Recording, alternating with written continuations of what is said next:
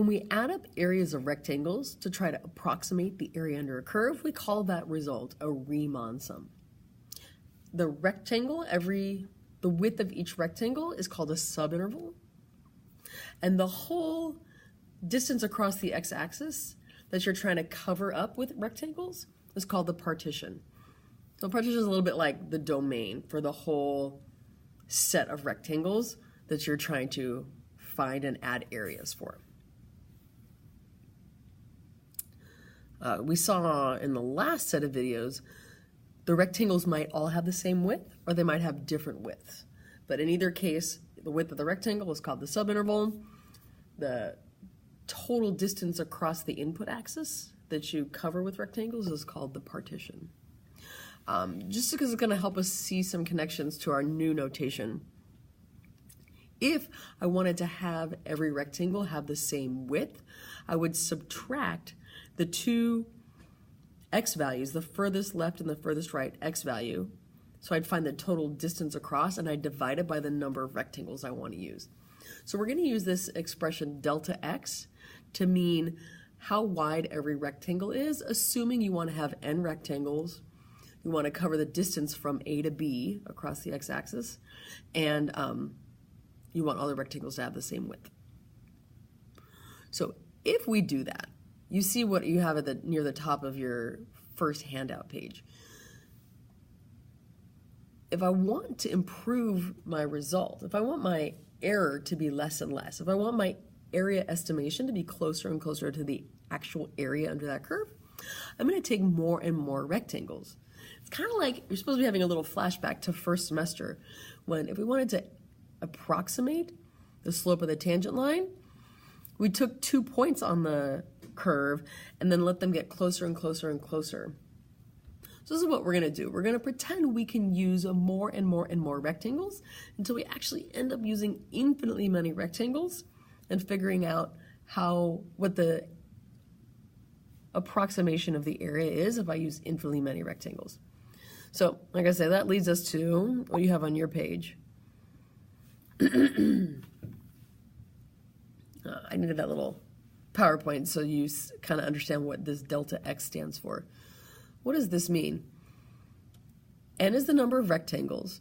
So this means I'm going to let that number of rectangles get bigger and bigger and bigger and bigger until it, in fact, goes all the way to infinity. This symbol means I'm going to add up a bunch of things. So sigma notation, I'm going to add up a bunch of things. And notice what I'm going to add up. I'm going to add up a bunch of products. This is two things multiplied together. It's f of c sub k, we're talking about that next, times delta x. Well, we just said that delta x stands for the width of every rectangle, assuming we have n rectangles and we need to cover the distance a to b, and we want all the rectangles to have the same width. So, and this f of ck, that means for whatever subinterval you're talking about, so for the kth subinterval, pick some point on that interval. We said in the last chapter, you could pick all the left-hand corners, you could pick all the right-hand corners, you could pick the point 1 that's halfway between. Think about this though, if you're making rectangles that are thinner and thinner and thinner and thinner, it's going to make much less difference how you choose your output.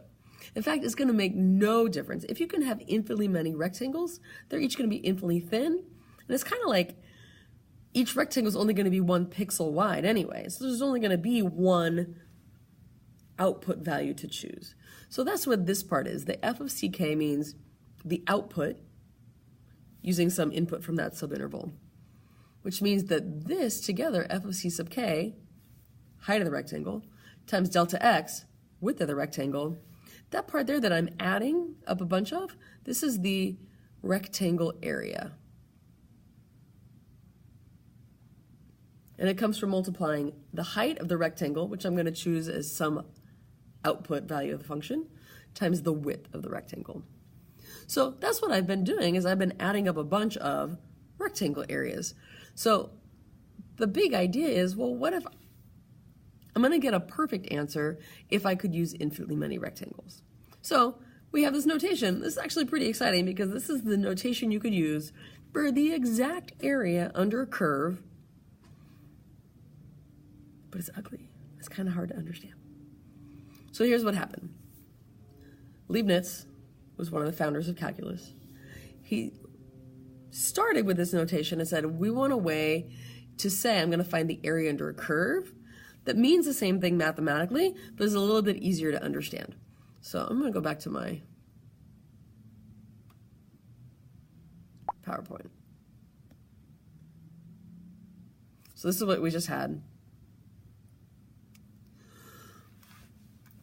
You have here what's in this yellow box you have on your paper too, but you can kind of see these next to each other. It's a little easier to understand. So instead of a sigma notation, which means just add up a bunch of things, Leibniz introduced this new symbol, which is kind of like an S, which is some people say came from summation, or that idea of adding up a bunch of things.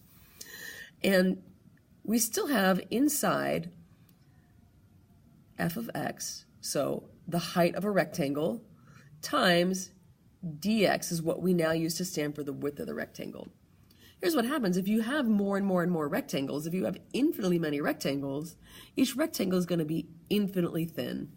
So this dx stands for an extremely small change in x, in fact, an infinitely small change in x.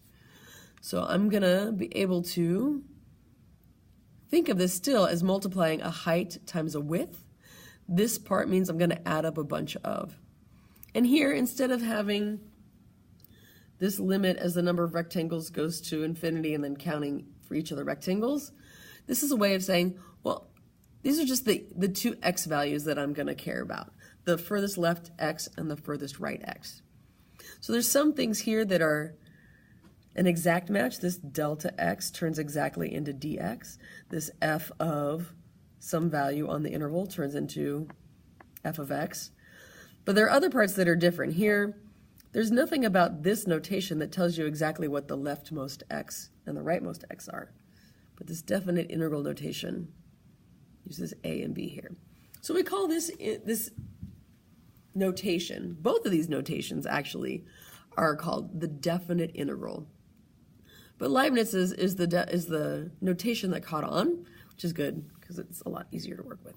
So we are going to learn to read this to mean the area under the f of x curve between a and b.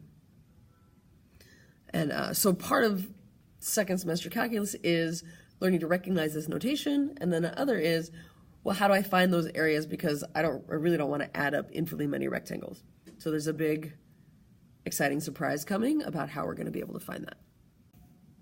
So we come back here to your handout. This is what you're going to read when you see this notation. We say the integral from a to b of f of x.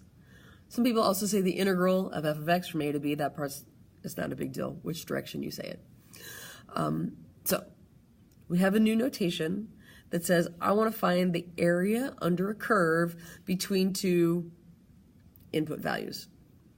So now that we recognize this notation, if the curve that is inside the integral, the thing that's standing in for f of x, happens to trace out a shape that you recognize from geometry, you can go ahead and use geometry to answer this question. Let me get me out of the way. We said a couple of videos ago that the graph of the square root of 4 minus x squared is the upper half of a circle whose radius is 2 and whose center is 0, 0. So here's 0, 0, the center. The radius is 2, which means it's going to come 2 spaces out each direction and 2 spaces up. So that's 2, that's 2. This is negative 2. This integral says the area under the square root of 4 minus x squared between negative 2 and 2 is the same. It's an expression for that area that I just shaded in red. So if you recognize that as a circle, you can say that this integral is equal to the area of a circle, pi r squared, but it's only half of the circle, so it's half pi r squared, where r is 2, This is going to be 4 pi divided by 2. Final answer, 2 pi. So back in the last chapter, I might have said, hey, pretend this is a velocity curve. Can you find the distance traveled? And you knew that that meant you needed to find the area under the curve. Specifically, we want to start to be more clear about what that means. It means we want to find the area between the curve, in this case it's marked f of x, and the x-axis, or whatever the input axis is, in between the, in this case, -1 and 4. So now, I don't happen to have a scenario. I'm not saying this is a velocity curve, but I can use this notation to say that says, please find the area under the f curve, so between the f curve and the x-axis, between the x values -1 and 4. And so here's what's new. If any part of that area occurs below the x-axis, we're going to subtract that out from the total area. So when I look at this shape, I see between -1 and 4, I have a trapezoid that is above the x-axis. I see a trapezoid. You might see 2 triangles and a rectangle, but how you split that up is not a big deal. You're just going to have to find the area of that stuff that I just colored in blue. And I also notice that I have a triangle and a square, or a trapezoid, that hangs below the x-axis. So what's new here is to evaluate this integral. I'm going to write just the integral from -4 to 1,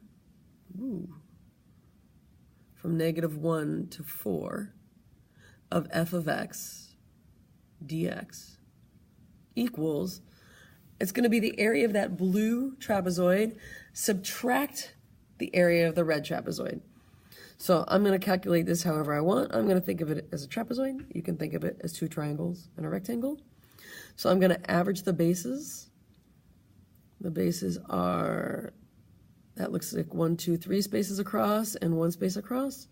So 3 plus 1 over 2 times the distance across the other direction, which is 2. And I'm going to subtract, because that second rectangle hangs below the x-axis, the second trapezoid hangs below the axis. I'm going to subtract out its area. So I'm going to average the 2 bases, 2 plus 1 over 2 times the distance across the other direction is 1. I'm going to simplify that. That's going to be 4, because the 2's cancel, minus 3 halves. So equals 8 halves minus 3 halves, 5 halves. Final answer.